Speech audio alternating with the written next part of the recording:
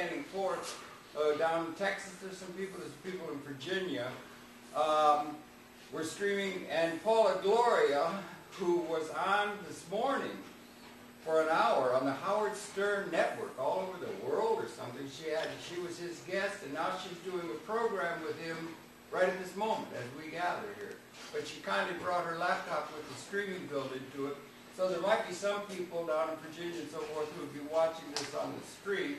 It's sort of a long distance because we got Tyrone Stitth here, who's the IT or the information. What's your title?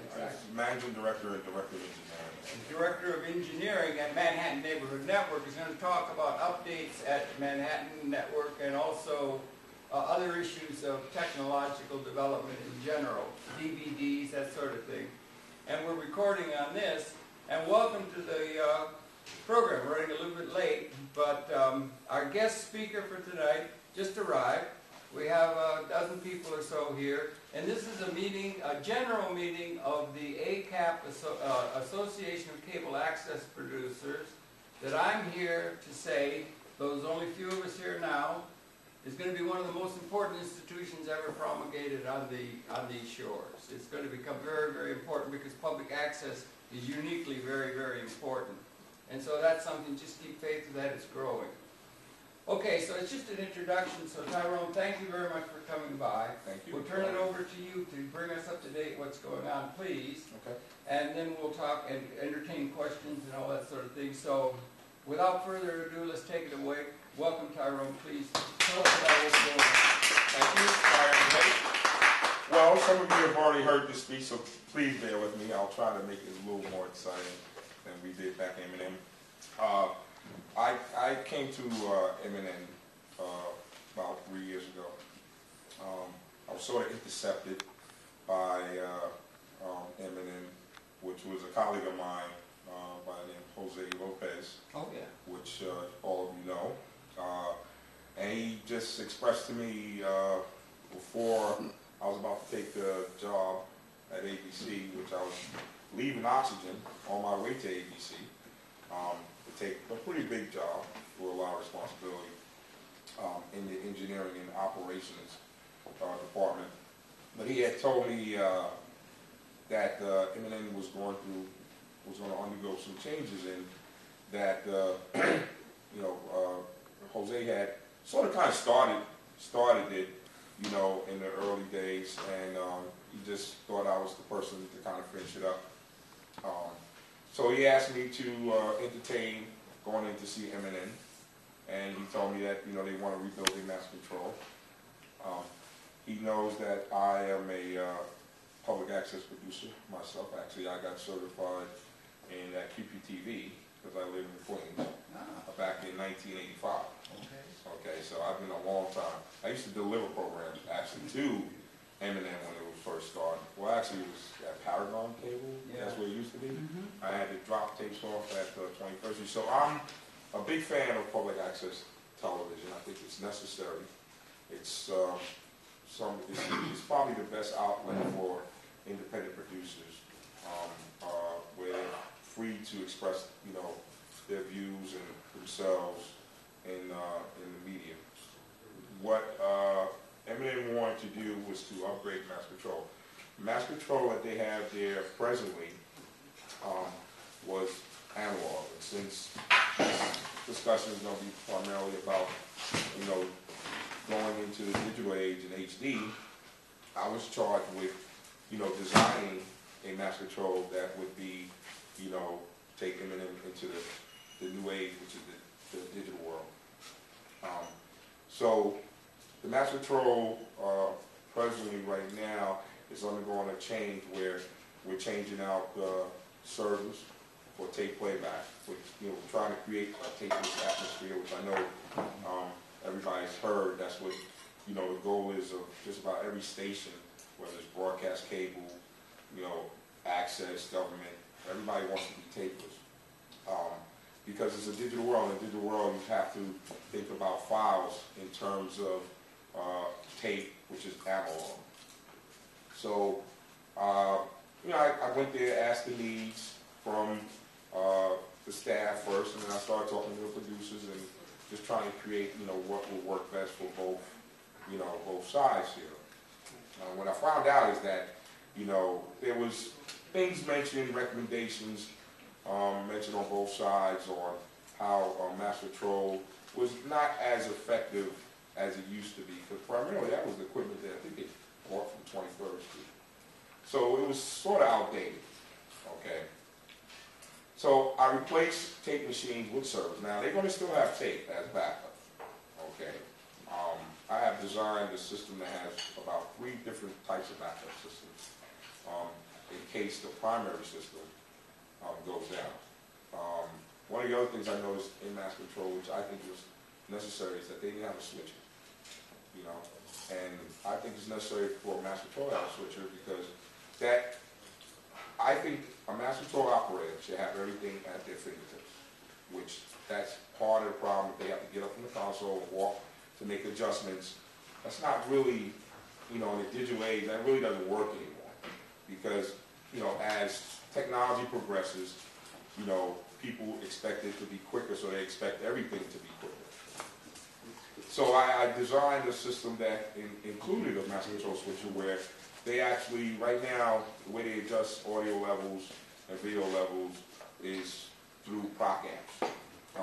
With the switcher and with the different modules that I'm putting in with all the new technical equipment, that will no longer be necessary. They'll be able to adjust, video levels and audio levels, right at, the console. Now, another thing, what happens with digital, and I always tell everybody this, that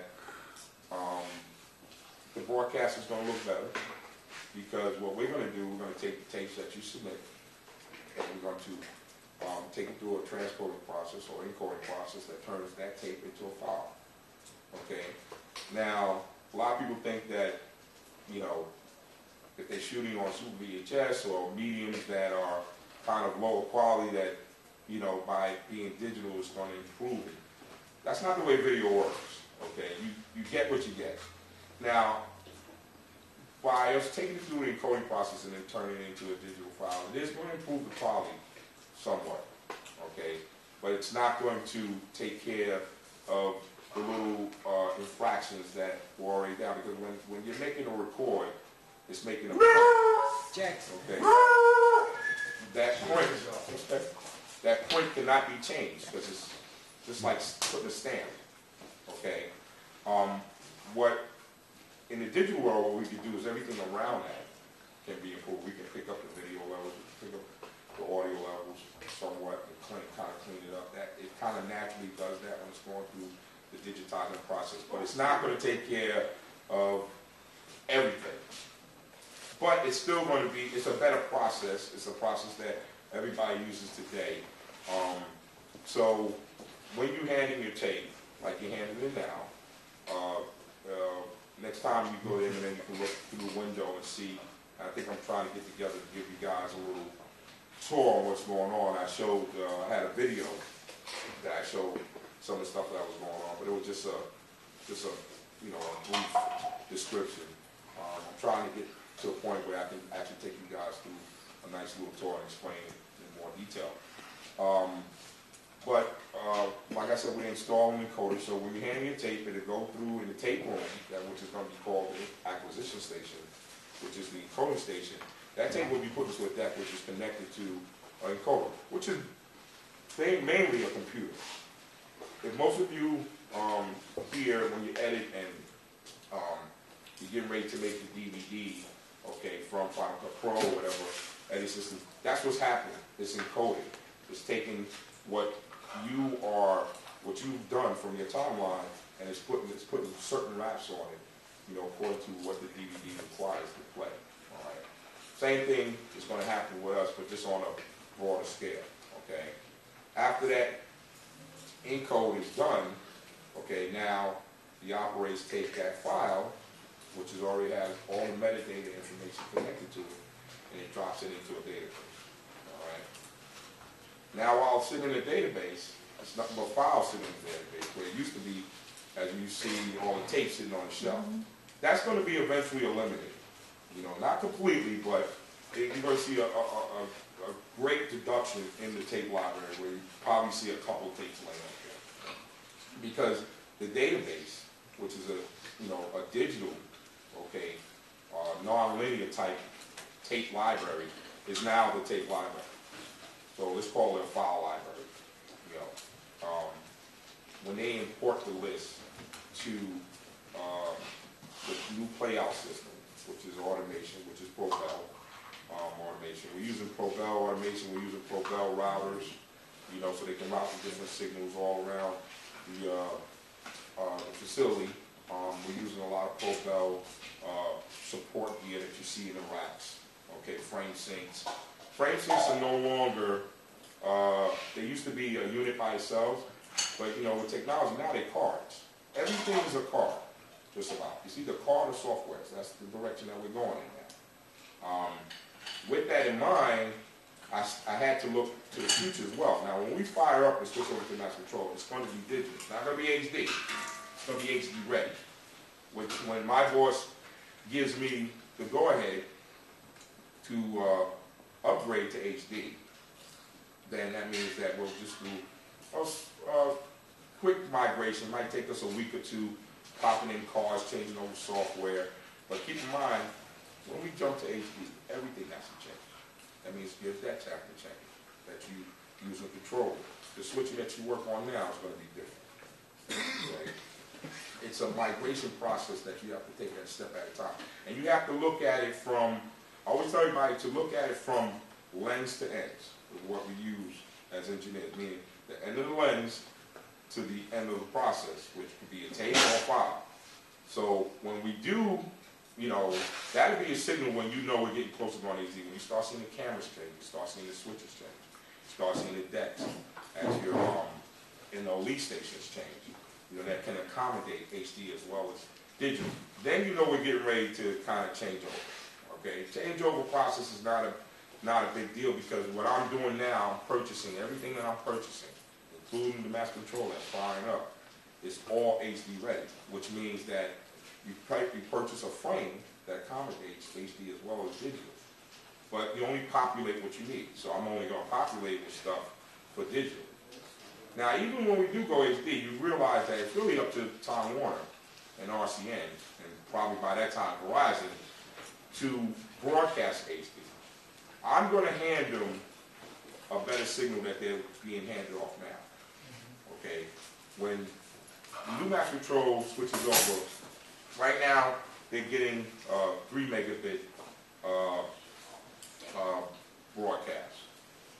Well, they broadcast us at 3 megabits instead of what we're giving them is probably not too much more than that. But I'm going to be handing them a 9 megabit broadcast.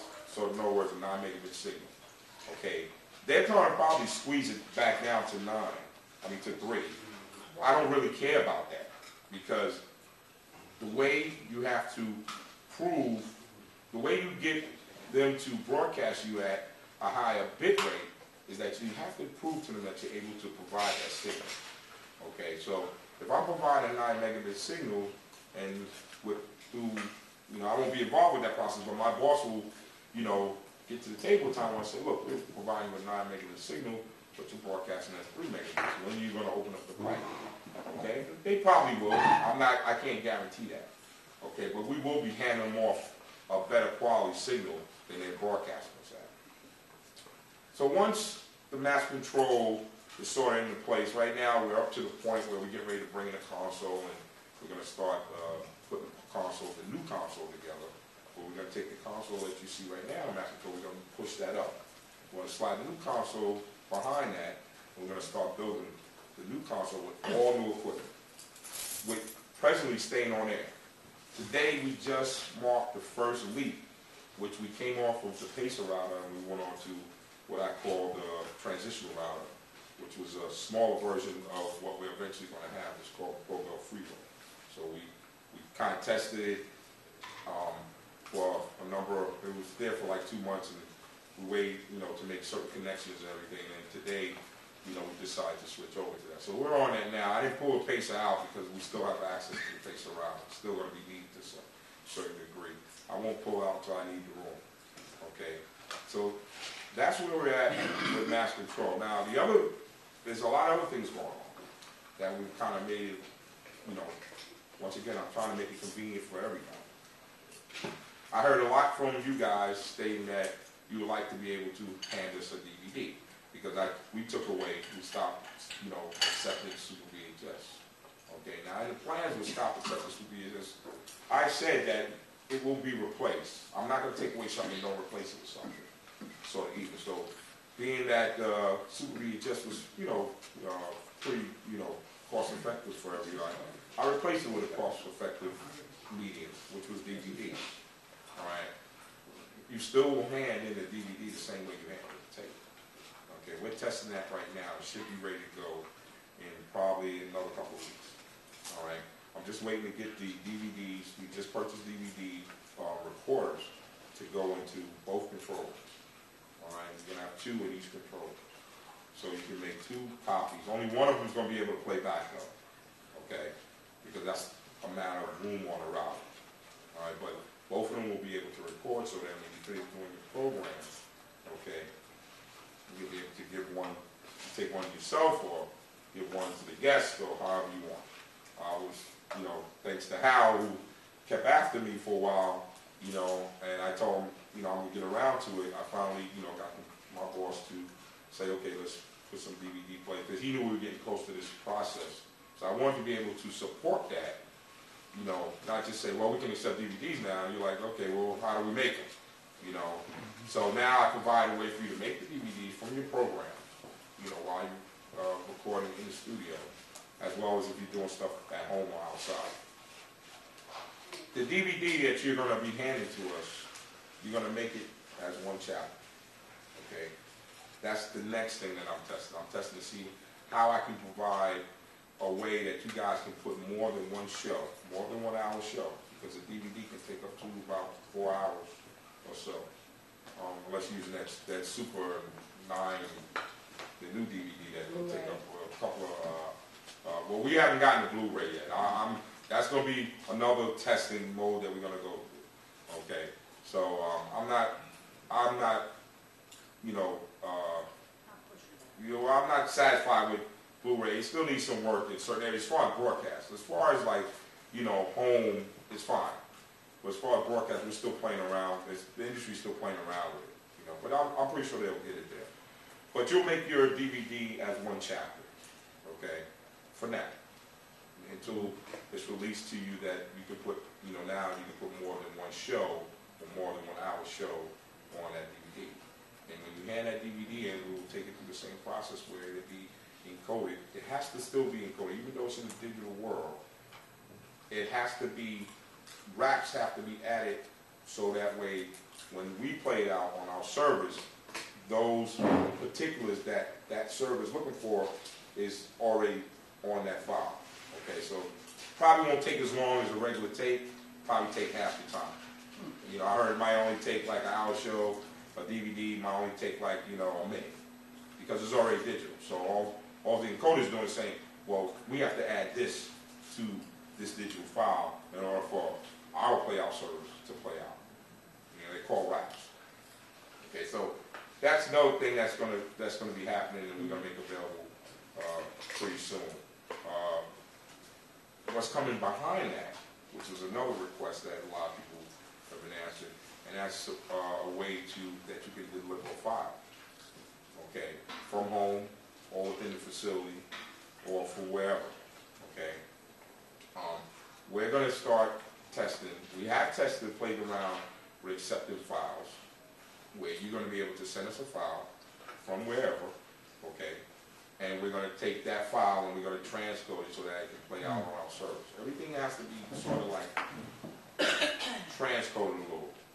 Big server space for that? No, not really. We have provided for that. The server storage space that I'm putting in is about 20 terabytes.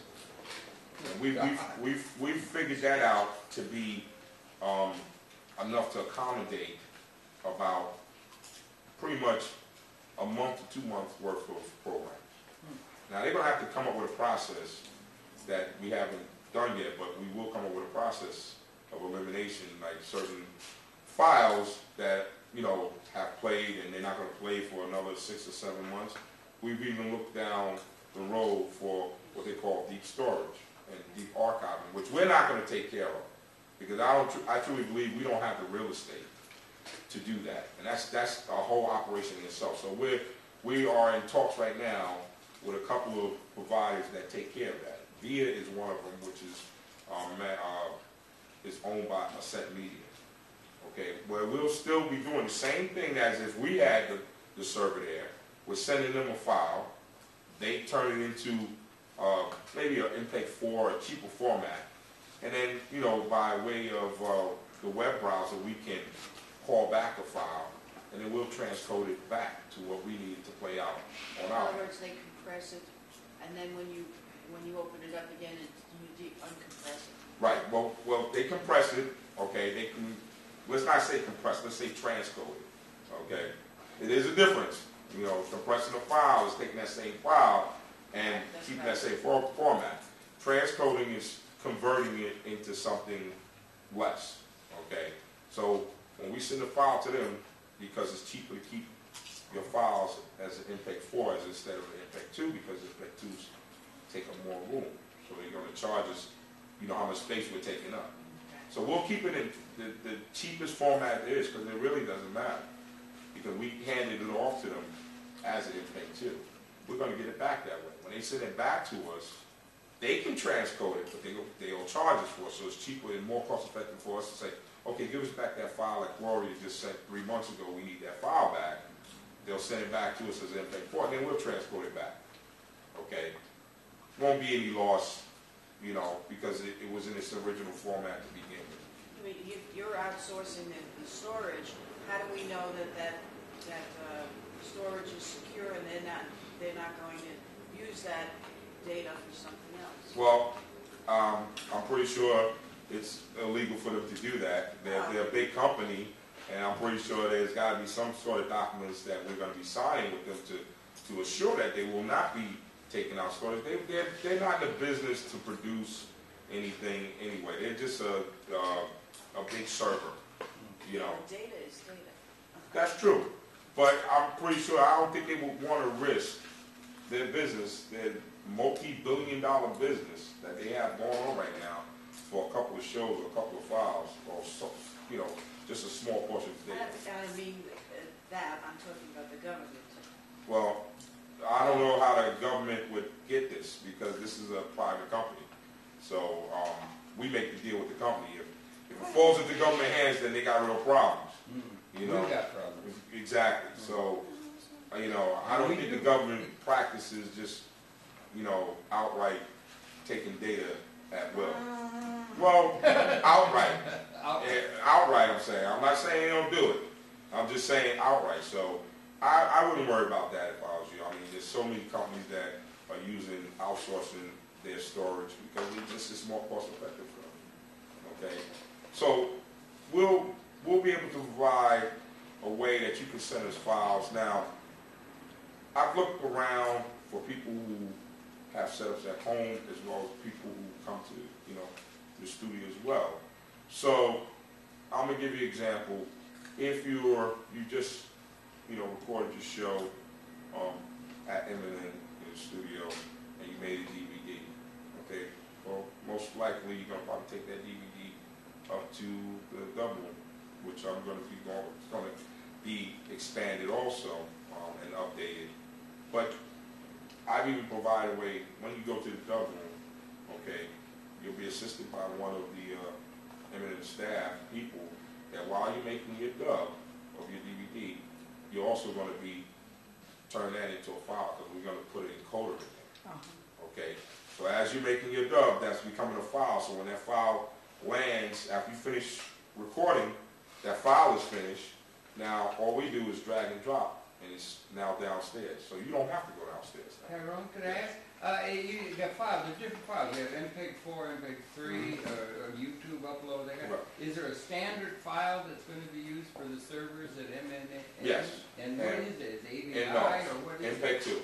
MPEG-2 is That's what we're going to play out on. That's exactly what the files are going to be sitting on our server. And Whenever we encode anything, Uh, whether it's a tape, whether it's a DVD, it's going to wind up as an That's MP3 going to file. be the generic Yeah, but thing. you don't have to worry about that because they're going to encode everything yet. Oh, Yeah, so okay. once you take, whether you're in your dub room and, you know, that file is passed down, whether you hand us a DVD, whether you hand us a tape, we take it from there. Everything is going to wind up at the end as being an MPEG-2 file because that's what our servers are set to play out. Now, I can adjust the servers, you know, to play out MPEG-2 and MPEG-4, but MPEG-2 is what we settled on and what we agreed on. And you want to get them all on the server, and then that goes to the programming. Right, so it doesn't matter what you provide it as, it gets converted to, Did I hear you say also that you can do it faster than real time? It probably will be. And did you say down to a really short time? Well, Or just a DVDs, longer? since DVDs are already digitized, Yeah. pretty much, it'll probably take, for our show, probably take like 2 minutes. That's really Yeah. going to save a lot of time. Well, Yeah. that's how we designed the system. Yeah. Now, our show going from tape, you know, our show may take, it's not going to take an hour. It may take maybe 30-something minutes, you know, 45 minutes. Depends on the graphics in the show. Depends on a couple of things. But it's not going to take an hour. It's going to be less time. Good, that'll be Yeah. easier on the schedule, yeah. What is the ratio? 16 by 9, 4 by 3? Oh, no, it's going to still be, you're still going to be 4 by 3. You know, we won't jump to 16 by 9 until we're, like I said, when we're ready to go HD. What would happen if you did submit something that was 16 by 9? We can still convert it. It still has to get encoded. People do 16 by 9 shows now, Yeah. you know, and we, It's anamorphic. yeah. And if you want to keep that look, you know, I think that's what we do now. We don't really touch it. And we'll do the same thing if you do an anamorphic out of Final Cut, or you do a 16 by 9, you want to play out by 16 by 9, then all we're doing is encoding. And we can set our encoders to encode to certain ways, you know. Okay. And that'd be one of the, you know, buttons that they hit or selected. This has to be encoded 16 by 9. So when they move to HD, what happens to everybody that has a DV cam? Most DV cams now are what they call HDV. So it's basically HD on DV, on the DV format. So nothing really happens to it. It's just you're still going to submit a tape because the final product is going to be in a HD format. It's just going to be on DV. What, basically, the question was, you have a DSR 300 in the studio up there? No, we don't have those yet. The DSR 300s. Yeah, it's in the I know they have a Silver DSR. studio? Um, that little studio? That's correct. Yeah, the express Especially studio. them. I think maybe it's a DSR 30, not a 300. No, I know they used to have one up there. I I've been in a while. I've never seen a DSR 300. They have one in there somewhere in M&M. It's a deck? No, it's a camera. Oh, I haven't seen it. You know, but that doesn't mean it's not there. Okay, so, and it shoots in 16 by 9 DV cam. Are you sure you're talking about is it a Panasonic? No, It's a Sony. Sony? It used to be there. Are you talking about the first ones we got? you've been talking about the HD cameras? No, it No, was, Gerald, are you thinking about the first ones we got? it was a DV cam that was in the Express Studio. camera. Express Studio. Yeah, I don't know if it's there now. I haven't been in there in a while. But I know when I came in there, we definitely had no DSR 300 camera in there. Okay. It might have been there and they might have taken it out before I got there. So if you submitted a 16 by 9 DV cam, right? Tape. Uh-huh. It would upsample. You can submit it even if it was shot in DV cam into an HD format. It doesn't matter. Doesn't matter.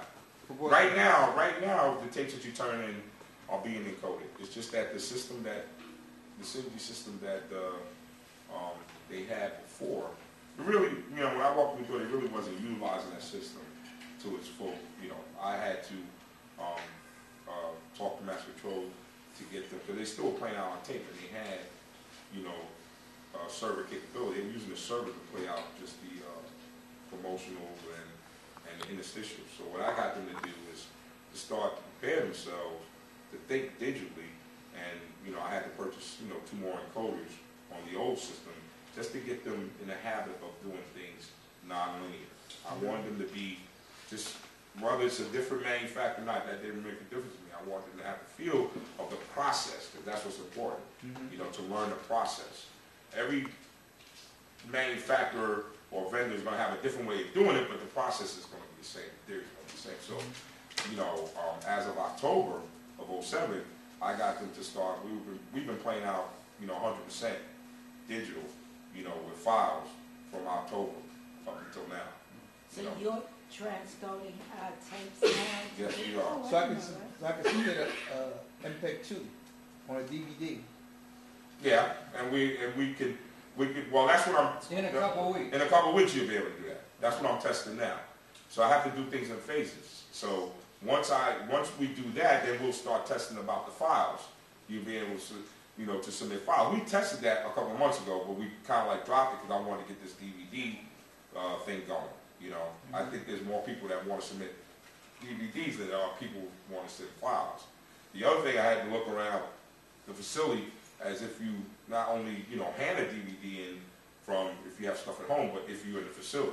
So I'm making it sort of consistent even throughout the facility, whether you tape in the studio, you tape in the Mini Express studio, you make a dub. Everything's going to wind up downstairs on our storage server, okay, what we call a nearline server, and it's going to go through a process, whether it's transcoded or encoded. You know. Will we be able to, if we wanted to resubmit a program, we have to submit a tape again or a DVD again, or is it, since you have it on file, can't we just? Well, I mean, that's procedure. I don't know. What do you do right now if you want to resubmit something? I have to tape, and then I have to hand it in again. All right. Well, that's going to be something that I'm going to have to sit down with the programming and master control to see, you know, how we can make that easier. Which I don't think they're going to have a problem with. I don't know if we want to be in the business of maintaining, you Well, I know, mean, you your should have data. You know. You should have like a time cutoff. Well, I think they have one now, don't they? Yes. Yeah, they have a time. So we'll probably keep the same procedure in place. You know, we may, now that it's files, it's not really taking up room, that may be increased. I don't know. That's something that has to be entertained. I don't deal with, you know, I design and make sure it works technically in engineering. Then I sit down and say, okay, now we got to come up with procedures before we release it. If you do your editing at M&N, is the file going to really be very useful to you? Yeah, well, if you do your editing at M&N, two things are going to happen. You know, obviously you want to have a copy of it, you know, and I'll provide a way that you can do the same thing you do now. We'll go to the dub room and make a copy, or you burn the DVD at the station. Is that what you guys do now? You Well, burn the no, DVD we have or something? to go to the dub room. We do a tape now, but if we could burn a DVD at the station, it would be nice. Okay. It would be nice if we didn't have to send it to the Dub room, where that we could do it through the, directly through Final Cut. Okay. So you're saying that if that's probably going to take a little more convincing. I got to see if they would want to. Well, it saves time. Well, it does. Yeah. Definitely does. And because it's Everything that we do redundant. is done in real It is time. redundant. We're talking about redundancy as far as our productivity is concerned. Well, I'm not saying it's out of the question. I'm pretty sure that it'd be strongly entertained now that it probably wasn't thought too much about this whole DVD thing because we wasn't capable of, you know, transcoding. You know, we wasn't there yet. But now that we're there, I mean, it might be entertaining. I can't guarantee what the outcome is going to be, but we can bring it up. Whatever is happening right now at M&N, it is obviously breakthrough technology for public access. I wonder what the other public access. We're behind. Really, what are they doing? Well, they most. I told people a story how the folks from Vermont came down just to ask me what I was doing. I was getting asked a lot of questions when they were asking. They were really, all the public access stations across the country wanted to know what we were doing because they heard some noise going on. They knew we were going digital, or they might have heard we were going HD or preparing to do that. So, many of them have come in, and we've had conferences on the phone, and I've told them, what we were using and what we're going to do, and, a couple of them have come back and have already done it. They're already up and running. So we're not cutting edge. Well, we're joining the cutting edge age. Let's say that. Okay. We're not going to be the first, if that's what you, No, I didn't think. we're going to be, I mean, we're up there. There's a lot of stations across the nation that, and I'm just talking strictly public access or government, pay, that are in the process of doing exactly. Now, we may be probably a couple months ahead of them, and we'll probably launch the new mass control or being fully digital or closer to HD than they are, but they're in the process of doing it. Now, if it's not going to affect, where you are at M&M, let's say if I'm submitting a program uptown, Mm-hmm. Your ability to code it is not going to change. No. It's not going to affect. No, actually, if you hand in a tape uptown, what's going to happen is that uptown's not going to be, you're not going to be able to broadcast from uptown because, your broadcast center has to be at your headquarters. Uptown meaning Harlem? Yes. So if you hand a tape in uptown, it's probably be turned into a file and sent downtown to mass control. Okay, we're going to have that ability. Just like I'm saying, that's why it's important for us to start testing after we got the DVD thing out the way, to start testing to the transport of files, because it's going to make everybody's life easier. Whether you're uptown or you're handing the tape uptown, and our people take it through the encoding process up there, and they send us a file, you turn it to a file, we're going to wind up getting it. If you're at home, you want to send us a file, you can't make it to uptown, you can't come downtown or whatever, we'll be able to accept files. Now, what we do with that file on that end, okay, because you're probably going to be sending an MPEG-4 file, all right? MPEG-2 file take too long for us to get. But whatever file format you send, there's going to be a number of codecs. The software we are going to purchase, we haven't purchased it yet, but has about 180 codecs. So no matter what you do with it, if you say, okay, Tyrone, I made a mistake and did it in QuickTime, there's no such thing as a mistake because we just set your show, it's going to pick it up as soon as we stick it in. The software's going to know, oh, this was done in QuickTime. Okay, so now we have to go from QuickTime to MPEG-2. So it's just adjustments that's So I'll going be to able to send Windows media files. Going to be able to send everything. This software has 180 codecs. Right. So, and that's why we picked it. Now MPEG-2, there's all kind of flavors of MPEG-2 in terms of quality. I mean, you can take a half an hour show and encode it for 2 hours, or a half an hour show and compress it for half an hour or an hour. Yeah, we're not going to be, you're talking about like the DV25, there's DV50, HD, no, we're strictly, ours is going to be turned into a 9 megabit file, and that's it. Because, we're not, there's no reason for us to turn it into anything else, and that's the lowest I would go as far as megabit rate. 7 to 9? No, I'm talking about, no. You have, like, you can go as low as 3 megabit file, 9, you can go 18, you can go 25, but we're going to do 9. 9 to me is, some people say, well, Ty, you can do 6. Yeah, you can, and 6 looks pretty good. But I'd rather do 9. 9 to me is as low as the broadcast network. Okay. No. I'm having a little bit of a difficulty because the MPEG software usually puts it time specific. So if you have a 2-hour show, it says it has like a DVD Studio Pro would say 2 hours compression. Right. So I don't know which one lies within the realm of what's 25, what's 9, what's 50. Okay, well, time has nothing to do with how much can be encoded within, like if I had a 2-hour show, right? So I could get 2 hours with that specific codec. And I could take that, say if I had a half an hour show, right? I could take that half an hour show and put it in the 2-hour codec, which would make it smaller. Well, codecs don't go by time. That's what I'm saying. They just go by format. I know, but that would be I can foresee that little difficulty that you may need a translation because I can go home, right? I can take my half an hour show and convert it into MPEG-2 and create almost a full disc, right, on MPEG-2. And when I submit it, it would take up a lot of space on your server. No, it wouldn't, because what we're going to do, all right, our files that are on our server is going to be MPEG-2 anyway. What we're going to do to whatever you hand us, we have to re-encode it. Oh, okay. It's going to be everything gets re-encoded because we have to, that's why the gamut for MPEG tools is so much. There's so many MPEG tools out there. Right. And then you get into the different manufacturers, the different servers that have their own prioritories that they have to put on their racks, that they have to put on it. So that's why we have to encode it again.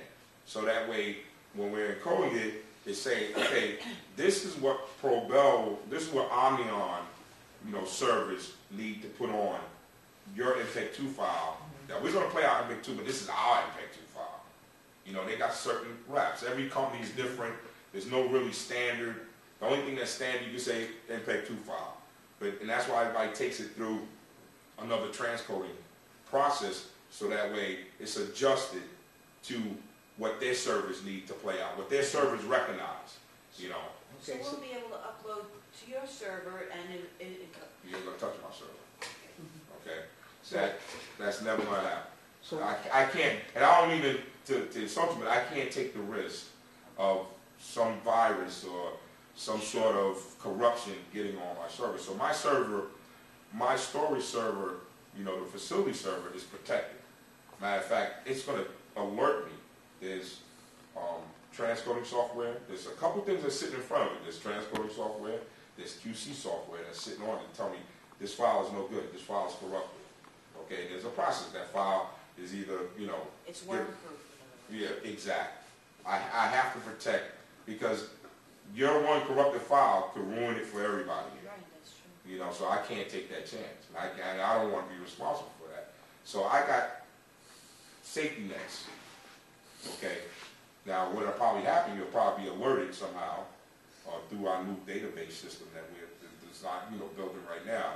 That alert you say, this file was, corrupted. We'll have proof of that file was corrupted by showing you what, the screenshot was telling us that file was corrupted. And we can set it so it won't proceed. Even if you try to drag it and drop it in the server, it won't let you do it. It's all about what kind of gates you're going to put on your operation. But that's one of them.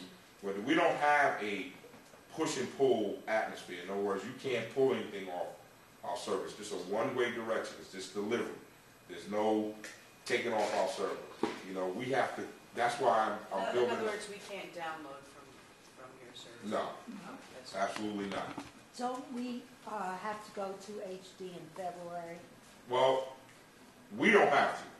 No, Okay. but no. Are you talking about like what you're going to be getting, what FCC is saying? PEG stations are not included in it. Okay, we're not required to go HD in February. Broadcast networks are.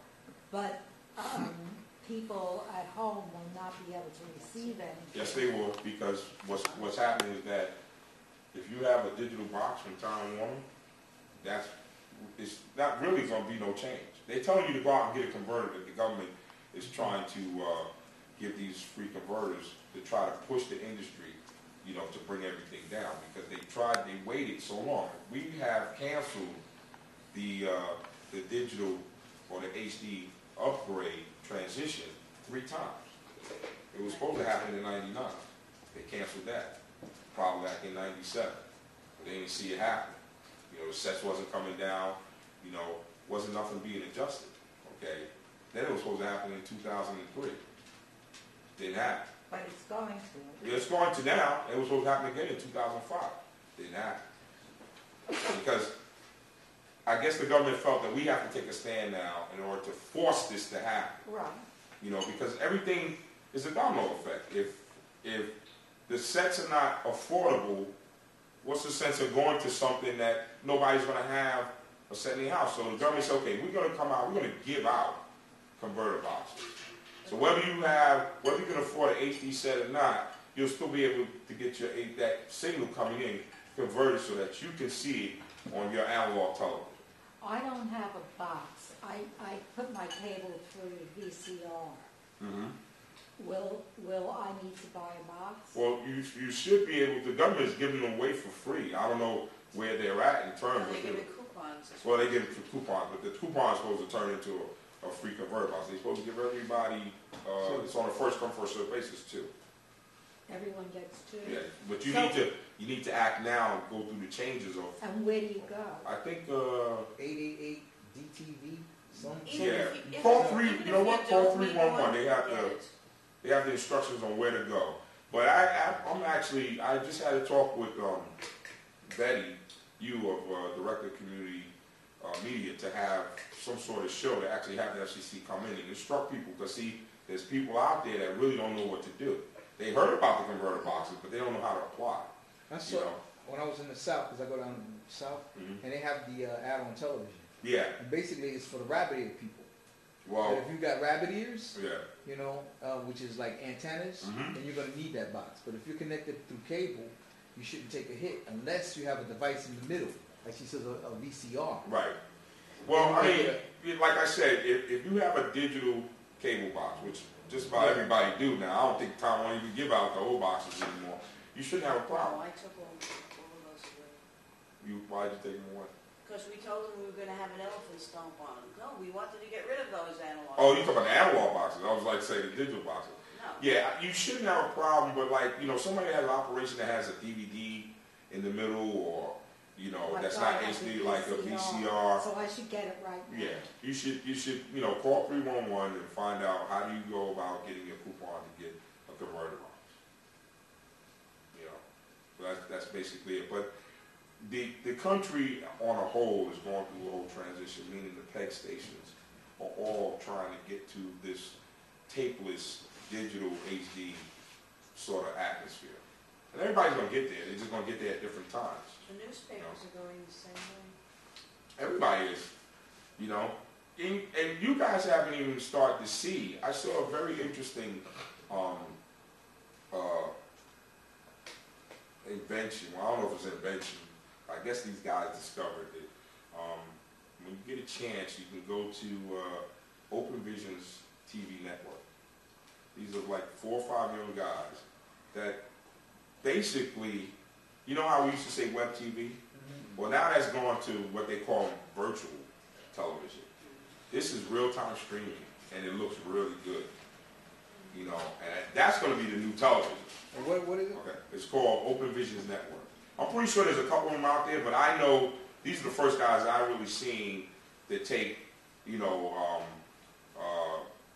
streaming to the ultimate level. Where OPN? it's old. I think the site would be, it's not OPN, it's Open Vision's Network, which would be ovntv.com. Open Vision. OV, I think I as in spoke- victory, Yeah. and There's some young guys Yeah, uptown. yeah. Jason, I think they are from uptown. Yeah. Well, they came down to M&N. Right. They also came to my house Yeah, because I have like serial digital stuff, and they wanted me to help them do the encoding. right. They're very innovative invention they have. Yeah. Okay. Well, tell me about it. And I mean, it's really getting very popular. They're going to be very successful with that. I know.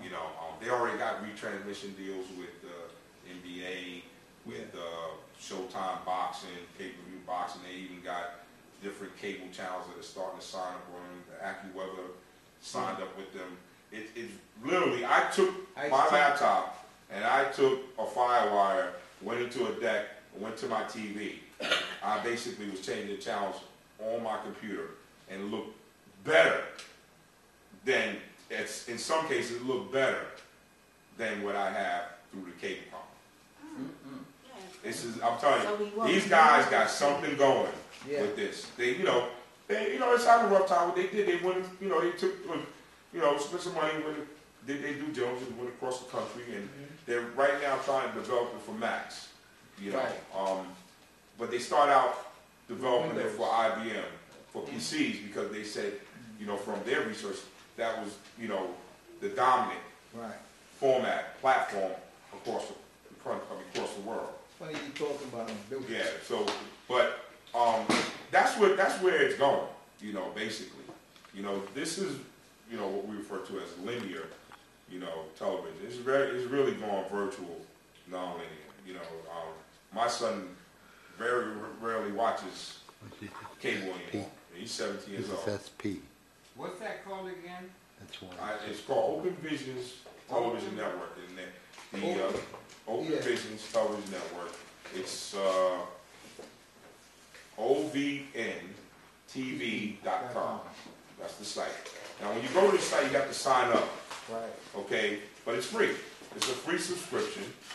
You know, Who's the guy up there's no guy. there? Who's the guy? Who's the person? There's no person. We're talking about the owners.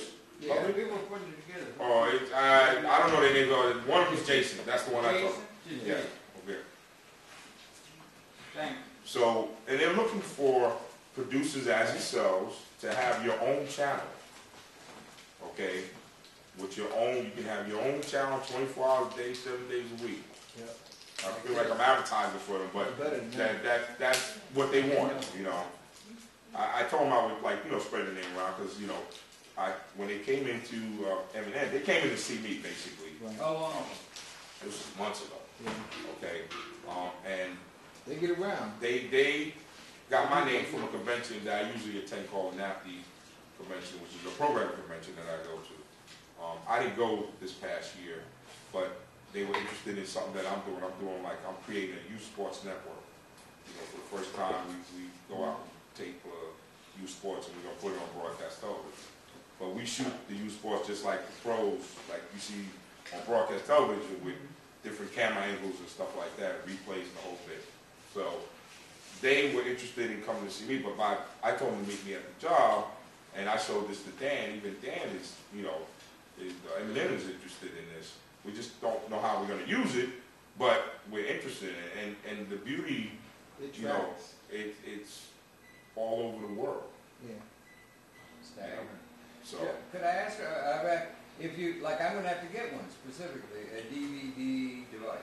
yes, And there's a problem where you make a recording and then it won't play on this one, it will play on this. What is the best unit to get so that you're universally able to take your DVD and have it applicable to people so you don't... I'm going to give you I our couldn't play suggestion. your DVD on that thing. Okay, I'm going to give you a suggestion. I'm not going to say it's the best. No, I know. I'm going to say, you know, this is from our experiences. This model, you know, is pretty good. Any Panasonic model, you can't really go back. Panasonic generically you recommend, Yeah, right? just all up and down. I mean, you know, they have different levels of Panasonic, but I would recommend Panasonic, you know, is the brand. I've never been, it's never disappointed us, you know, in the broadcast industry as far as the engineer is concerned. We've tried a number of them. We've definitely tried Samsung, Sony, but pound for pound, you know, Panasonic has always come through. Where you can make a record on a Panasonic, you can burn on Panasonic, it plays its own DVD back. Yeah. You know, because some of them don't even play their own. You burn it on the Sony, sometimes it don't even play. Well, I'm telling you that Panasonic, I've taken a Panasonic burnt DVD, put it in a Pioneer, it plays. Put it in a Sony, it plays. Put it in, you know, I got Sonys at home.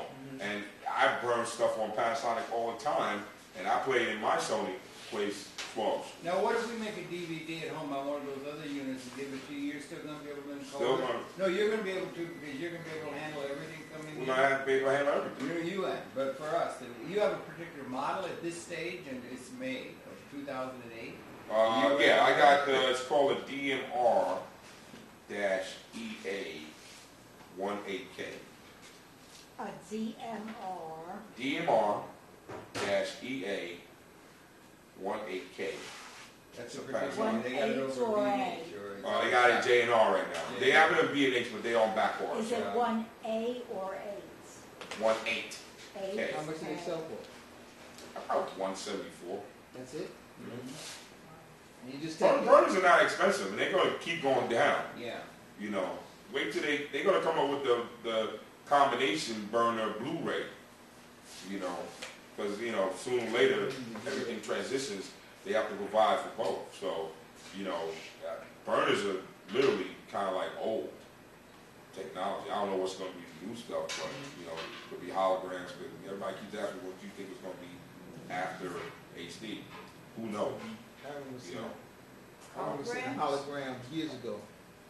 And you know, if you saw it years ago, Yeah. you can only imagine. So I've got a little 3-camera studio in the back, and I would master on a DVD. Yeah, you can do that. Okay. And then that would be an archive thing too, like yeah, okay. Well, you can master on DVD, and then you can turn it into M&A. Any problem with the DVD being flaky in general, that they're Well, I not mean, steady, or what, or where did you That's see that's that? you know what? That's asking me to guarantee. Yes. No, That'd be just the before. trend, the trend. Was it worse? Is it getting better? Are they getting solid? Oh no, Is it it's progressing? definitely getting better. It's a But solid. it's not there yet. You know, it's not there yet to broadcast and Oh, play it's out. starting to I go. would never try to come up with a system to play out DVD. I think Bronson had tried that, and they had a system that kind of like, they tried that. It was, I think Pioneer came out with it, and it really didn't work too well. It worked really well as far as being cost effective with keeping data disks and stuff like that, but it loses time though. Yeah, you see it on television channels. It slips.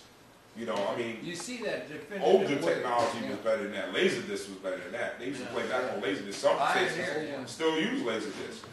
You know, they just couldn't get the DVD technology to play out.